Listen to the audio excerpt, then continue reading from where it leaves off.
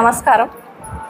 ఈరోజు విలేకరుల సమావేశం పెట్టడం ఎందుకంటే మహిళలపైన తెలుగుదేశము కూటమి వచ్చినప్పటి నుంచి చాలా దాడులు జరుగుతున్నాయి. రాష్ట్ర వ్యాప్తంగా పిల్లలు పెద్దలు తారతమ్యం లేకుండా జరుగుతున్నాయి.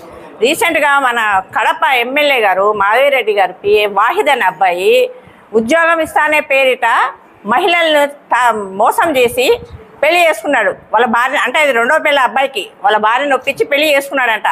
కానీ ఆమెకు పెళ్లి చేసుకున్నప్పటి నుంచి అన్ని పర్సనల్ ఫోటోలు పెళ్ళైనాక తాళి కట్టిన ఫోటోలు తీస్తారు కానీ బెడ్రూమ్ అన్నీ తీసి ఆమెను ఏమనకుండా టార్చర్ పెడతా ఉన్నాడు.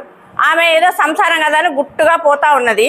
ఇప్పుడు ఆమె న్యాయం అడిగేలోగా ఆమెకు థ్రెట్ అంటే చంపాలా అన్నట్ల ఉద్దేశంతో ఆమెను అరెస్ట్ చేస్తున్నారు. ఆమె వాళ్ళ 1 గంటకు స్టేషన్ కాడ ఆమె మెడికల్ స్టోర్లో మందులు తీసుకుంటా అంటే ఆమె వాళ్ళ తమ్ముడిని ఆయన వాహిద్ అనే ఆయన అనుచరులు తెలుగుదేశంలో మెంబర్షిప్ తీసుకున్న మాసాపేటలో ఎవరో ఆ అమ్మాయి చెప్పింది, శివ అని కొంతమంది ఇంకా 2-3 పేర్లు చెప్పింది.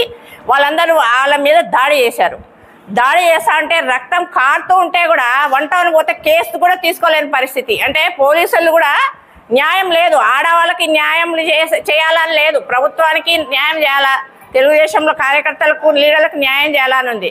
మాధవిరెడ్డి గారు అసెంబ్లీలో ఎంతెంత పెద్ద మాటలు చెప్పారు. మహిళలకు రక్షణ కావాలా, స్వచ్ఛమైన ప్రభుత్వంలో పరిపాలన ఇవ్వాలా, గంజాయి ఉండకూడదు, ఆడవాళ్ళ మీద హరాస్మెంట్ ఉండకూడదు అని చాలా గొప్పగా చెప్తే నేను నిజంగా చాలా బాగా మాట్లాడింది మాధవి ఆమె అసెంబ్లీలో అనుకున్నాం. కానీ తన పిఏ వాయిద్ అనేవాడు ఒక్కరిని కాదు 3-4 ఇట్లనే టార్చర్ చేసి ఇట్లనే దేనికి వచ్చినా కూడా వాళ్ళని వలలో వేసుకొని వాళ్ళతో ఈ లైంగిక దాడులు చేస్తా ఉన్నాడు. మరి ఇవి తెలియవా?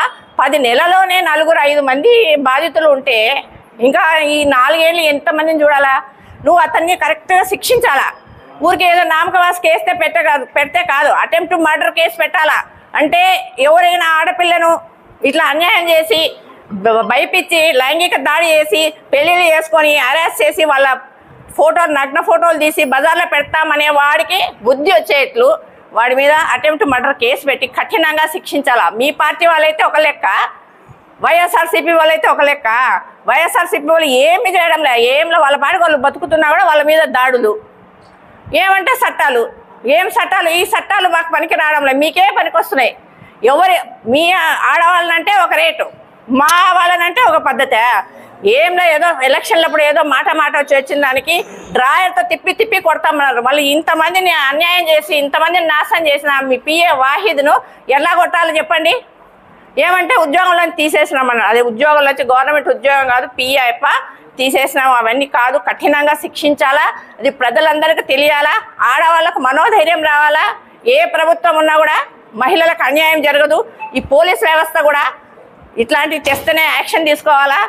ముందులాగా జగన్మోహన్ రెడ్డి పెట్టిన దిశా చట్టము యాప్ ఉన్నప్పుడు ఆడవాళ్ళకు భయం లేకుండా ఉంది. ఎవరు పెట్టినా న్యాయమే. ఇప్పుడు తెలంగాణలో ఆయన అంటాడు కేసీఆర్ ఆరోగ్యశ్రీ రాజశేఖర రెడ్డి సార్ పెట్టినాడు, మంచిదని పెట్టినామని. మా జగన్మోహన్ రెడ్డి దిశా చట్టం పెట్టినాడు, అది కూడా మంచిదే. మీరు దాన్ని కంటిన్యూ చేసి ప్రజలకు ముఖ్యంగా మహిళలకు రక్షణ ఇవ్వాలని కోరుకుంటున్నాను నేను. ఇది మంచి పద్ధతి కాదమ్మా. మాధవి, నువ్వు ఒక మహిళగా ఉండి ఇంత ఘోరం వచ్చు. అసలు ఎంత కుతకుతలాడుతుంది కడపలో ఆడపిల్లకి ఇంత ఘోరంగా చేస్తున్నారని వాడిని కఠినంగా శిక్షించి నువ్వు ప్రజల్లో ఏమి అనేది నువ్వు అసెంబ్లీలో మాట్లాడేది ఎంత నిజం అనేది తేల్చి చెప్పాల్సిన అవసరం ఎంతైనా ఉందిమ్మా.